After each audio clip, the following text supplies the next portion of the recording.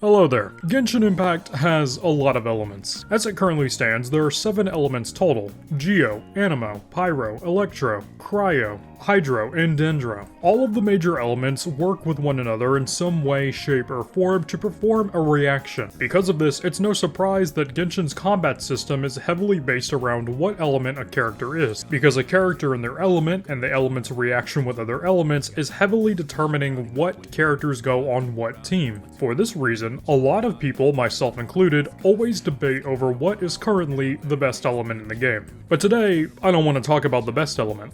I want to talk about the worst. If you ask anybody that plays Genshin, anybody at all, what the current best element is in the game, they'll tell you without question it's either Animo or Hydro. But the worst?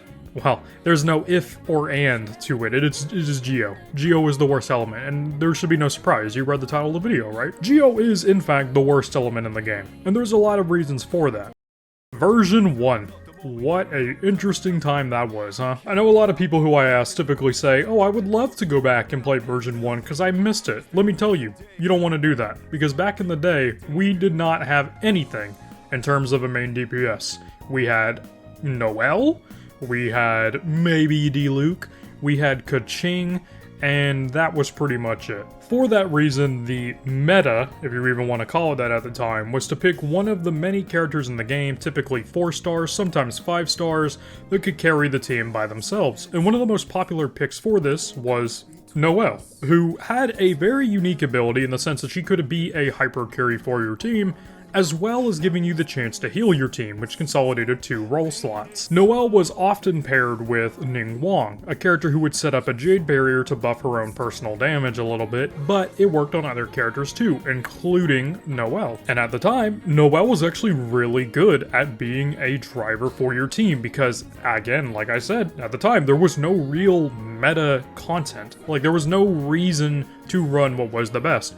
Most players, aside from Jinx and Tuner, were running around with their heads cut off trying to figure out what was good and what was not good. You either were a Venti haver and you killed everything immediately, or you were a Venti not haver and you were coping for that Diluc pull. With that being said, the flaws of Geo were not explicitly apparent because no one individual would be able to see, oh hey, my character has a problem, because nobody was ever at a point far enough in the game to see that. So what happened? Nothing. Nothing happened. That was to say, until the release of Zhongli. I'll likely make a video on this in the future, but Zhongli on release was one of the most controversial characters in the game. We had figureheads like Tectone, Imtash, and Asian Guy Stream talking about how Zhongli was actually not in need of a buff and he was very overpowered. And then you had the other people who didn't see 6 the character on release who were talking about how underwhelming Zhongli was. The main reason for this was that Geo Shields initially on release didn't absorb every element like they do now. They only absorbed Geo, and unless you were fighting Lala Churls and Geo Slimes, there was really no need for anything like that. Zhongli himself was fairly weak too. He was mostly billed as a DPS by players who wanted to see his really cool charge attacks, normal attacks, and burst animation. So there became a meta of trying to hit the Zhongli nuke. And the Zhongli nuke at the time was not an easy, quote-unquote, thing to hit, but if you managed to pull it off right, it was relatively simple for the most part to hit around 80,000 on Zhongli, which doesn't sound like a lot, but back then, in version 1.0, that's a pretty impressive number. Over the course of time, the outcry for Zhongli was immense. MiHoYo initially replied and said, no, we are not going to buff Zhongli,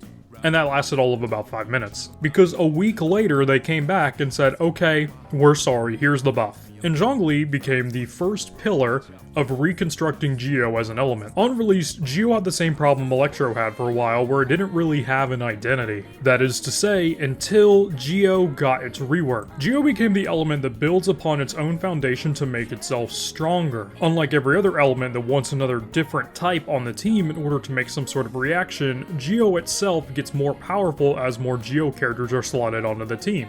If you are given a shield through any metric like Zhongli, you would gain Geo Res Shred, damage bonus, shield strength. On top of that, Zhongli, who was the best shielder for the element, received a very significant rework. The main rework was essentially that his shield would give 25% universal res shred to every element. He also received HP scaling on his normal, charged, skill, and ultimate attack, as well as receiving a rework on how Geo shields work. Now, instead of 200% resisting Geo like it did before, it now 100% resists everything from every element. In addition, when Zhongli's shield was struck by anything, it would strengthen itself over time. So unless your shield was just straight up getting one shot, Zhongli made the Geo element really powerful. Because of this, there was a short while where resonation teams were really powerful. Placing down one of Zhongli's pillars caused a slight resonation effect. If another Geo construct was in the vicinity of this, it would also resonate, dealing damage, and they could overlap. So what a lot of people did was they would do a pillar, and then a Geo Traveler burst to cause a resonation of 3 times, and because Geo Travelers burst and count as a construct, you could summon 2 more constructs, like Albedo's skill, and that was powerful enough to kill most enemies in the game relatively easily. However, for the longest time, this was the final buff Geo got. Over the course of time, other elements received many trinkets and toys that Geo quite frankly didn't get the benefit from. The first noticeable one was Kazuha, who would buff every element except for Geo and Anemo by 40%, which is an insane amount, while also shredding res. Not long after that, we got the Shimenawas and Emblem set, which worked amazing for multicolor comps, but it didn't really do anything for Geo. Cryo, Pyro, Hydro, and of course Anemo continued to receive many buffs, but Geo was kinda just left in the dirt. It didn't really receive anything intense until eventually Arataki Ito released. And I would argue that this was the peak of Geo. This was the only time I can remember in all of Genshin's history where Geo was the meta, and it was for a lot of reasons. The main reason was this was a Geo patch. Geo received a lot of attention. Albedo reran on the banner, as well as getting a new weapon called the Cinnabar Spindle. And if any of you didn't know this, Albedo kinda didn't have a weapon option for a really, really long time. Which doesn't sound like a big deal, but you need to remember that Albedo was like the premier Geo carrier because he gave you energy that you needed because Noelle didn't generate particles. His damage was pretty low, only 8k per ticks, but with the introduction of the Husk of Opulent Dream set and the Cinnabar Spindle, which is his signature weapon that was only available during an event, Albedo was able to go from around 8k to 23k ticks, while also generating energy for the team. Not long after that, Arataki Ito released. Ito was just a direct buff to Noelle in every way. There was no reason to not use Ito, because he got a nuke, he generated particles, he did the same thing where he enhanced his skill and would go into an ultimate rushdown mode. We also got access to a new character named Goro, and Goro would essentially buff defense, he would give you interruption resistance if you put him on exiles, and a Favonius weapon he would be an amazing battery. At C6, he would increase defense, interruption resistance some more, he would give you Geo bonus damage and crit damage, like he did everything you wanted.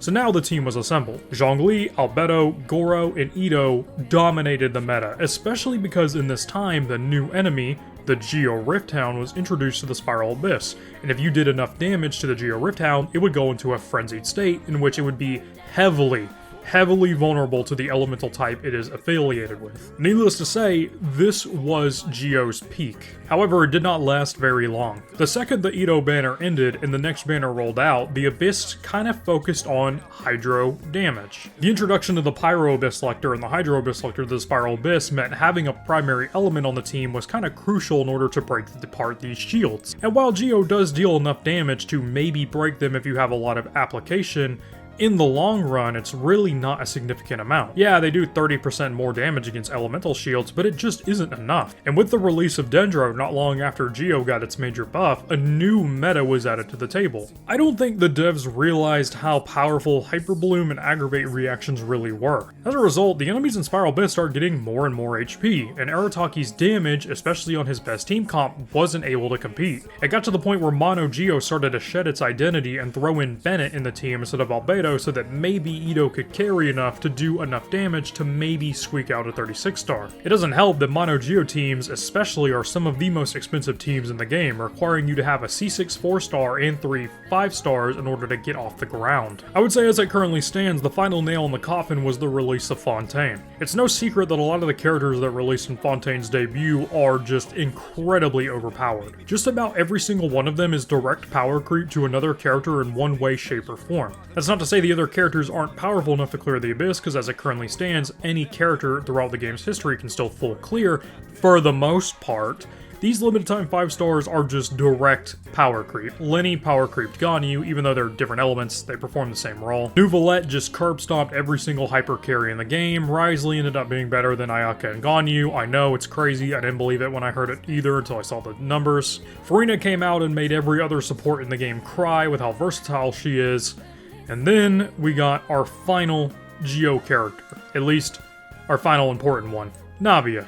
Navia was the first character that broke the foundation of Geo as an element. Like I said in the beginning of the video, Geo's main niche is that it builds upon itself to do more damage. And as I said earlier, there's really no way they can improve the Geo team comp unless they directly power creep members already available on the team. Geo is built upon the foundation of having 3 major archetypes: a damage dealer, which is Ito, a shielder, which is Zhongli, and an amplifier, which is Goro. They are about as specialized as it comes. There is no way to make a better team comp for Mono Geo than to directly replace the characters on the team. And the devs know this, which is why when they released Navia, she was a more crystallized based character, obviously a character intended to not be played on Geo teams. She receives benefits from playing with other elements, so clearly she's not a Mono Geo character. The next character to be released that fulfilled that slot was Chihori, who was just a direct replacement to Albedo. And don't get me wrong, while she is indeed stronger than Albedo, she's not really doing anything to make Geo a better team. And I feel like the devs know this. They know there's no real way they can improve Geo, so it's kind of going through the Electro phase where it doesn't have an identity.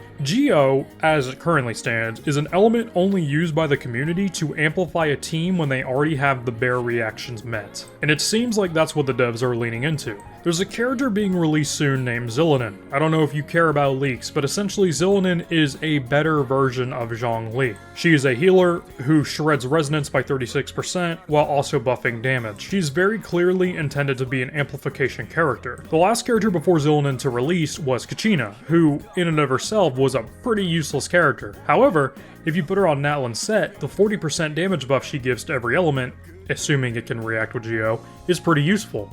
But it does meet the same criteria that I just said a minute ago. It feels like Geo is an element that is now being used to amplify the damage of other elements. And unfortunately, it looks like that's what Geo's new role is gonna be. This poses another problem. Geo cannot inherently react with the other elements. So unless the team comp you're using has some sort of dead slot, there's really no reason to use Geo even if it buffs you a lot. And like I said, Genshin is a game that is heavily based around its elemental reaction, its elemental combat setting. If they continue to go down the path they're going down now, they're either going to have to grossly power creep Geo, or they're going to need to vastly power creep the buffs that Geo can provide to make it worth using. But with that all being said, ladies and gentlemen, what do you think about Geo? Do you think it's a good element? Do you think it's a bad element? What do you think you can do to improve it? That all being said, like the video, subscribe. I am new to this, and yeah, that's it. See you later.